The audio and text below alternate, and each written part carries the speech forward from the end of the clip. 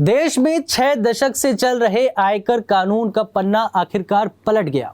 संसद ने पारित कर दिया नया आयकर विधेयक 2025 जो 1961 के पुराने कानून की जगह लेगा। यह सिर्फ एक कानून नहीं बल्कि भारत के टैक्स सिस्टम में सबसे बड़ा बदलाव है। कम सेक्शन, साफ भाषा और आसान नियमों के साथ ये बदलाव सिर्फ शब्दों का खेल नहीं है बल्कि एक सोच का बदलाव है, जहां सरकार कह रही है कि टैक्स चुकाना बोझ नहीं बल्कि एक आसान और पारदर्शी प्रक्रिया होनी चाहिए। दिलचस्प बात यह है कि जब देश की अर्थव्यवस्था के लिए इतना अहम फैसला लिया जा रहा था, विपक्ष सदन में मौजूद ही नहीं था। वो बाहर सड़कों पर बहस कर रहा था, लेकिन संसद में इस क्रांति का हिस्सा नहीं बना। आइए हम आज की इस रिपोर्ट में जानते हैं कि आयकर कानून में किस प्रकार और क्या-क्या परिवर्तन हुए हैं। नमस्कार, मैं हूं पुष्पेंद्र और आप देख रहे हैं मनी सिंप्लीफाइड। आयकर अधिनियम 1961 उस दौर में बना था जब भारत की अर्थव्यवस्था आज से कई गुना छोटी थी। टैक्स पेयर्स की संख्या सीमित थी और अर्थव्यवस्था का ढांचा बहुत अलग था। उस समय डिजिटल ट्रांजैक्शन, ई फाइलिंग या जीएसटी जैसे शब्द तक प्रचलन में नहीं थे। 6 दशकों में इस कानून में सैकड़ों बार संशोधन हुए और हर बजट के साथ नए प्रावधान जुड़ते गए। पुरानी धाराएं बनी रहीं और नतीजा ये हुआ कि यह कानून एक जटिल, भारी भरकम और कई बार विरोधाभासी नियमों का जंगल बन गया। वित्त मंत्रालय की माने तो मौजूदा कानून में 819 सेक्शन और 47 अध्याय थे। शब्दों की गिनती करें तो यह लमसम 5.12 लाख शब्दों का कानूनी ग्रंथ था, जिसे समझना केवल कर विशेषज्ञों यानी फाइनेंस एक्सपर्ट और चार्टर्ड अकाउंटेंट्स के बस की बात थी। आम करदाता के लिए यह एक ब्लैक बॉक्स जैसा था, जिसमें नियम तो थे लेकिन उन्हें समझने के लिए वकील की भाषा में डिक्शनरी चाहिए थी। वित्त मंत्री निर्मला सीतारमण ने राज्यसभा में स्पष्ट किया कि हमने कोई नया टैक्स नहीं लगाया, हमारा उद्देश्य केवल कानून को सरल और पारदर्शी बनाना है ताकि आम करदाता इसे आसानी से समझ सके। दरअसल 1961 के कानून में कई धाराएं पुरानी हो चुकी थीं, जिनका आज की अर्थव्यवस्था में कोई महत्व नहीं था। कई प्रावधान ऐसे थे जो कभी विदेशी निवेश रोकने के लिए बने थे, लेकिन आज के वैश्विक और डिजिटल माहौल में उनकी कोई प्रासंगिकता नहीं रही। इसके अलावा भारी भरकम टेक्स्ट और जटिल कानूनी शब्दावली आम नागरिक को टैक्स प्रक्रिया से दूर करती थी। करदाता के पास अक्सर कोई और विकल्प नहीं होता था सिवाय इसके कि वह किसी विशेषज्ञ पर निर्भर रहे, जिससे समय और पैसा दोनों खर्च होते थे। 6 दशक पुराने कानून को बदलना आसान नहीं था, लेकिन सरकार ने कर दिखाया कि इरादा साफ हो तो बदलाव मुमकिन है। नया आयकर कानून सिर्फ कागजी सुधार नहीं बल्कि करदाताओं के लिए एक नई शुरुआत है, जहां टैक्स चुकाना होगा आसान, समझना होगा सरल और प्रक्रिया होगी पारदर्शी।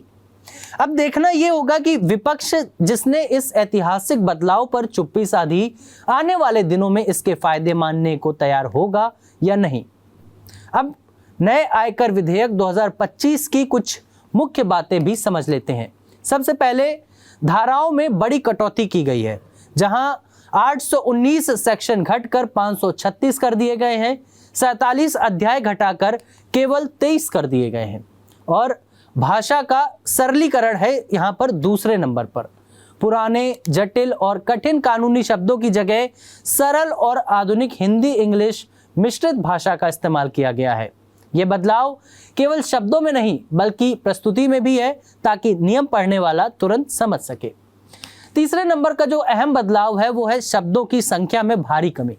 पुराने कानून के 5.12 लाख शब्दों को घटाकर 2.6 लाख कर दिया गया है। इसका मतलब है कि पढ़ने में अब आधा समय लगेगा और समझना भी आसान हो जाएगा। चौथे नंबर पर जो अहम बदलाव है वो है पहली बार तालिकाओं और फॉर्मूलाज का इस्तेमाल किया गया है।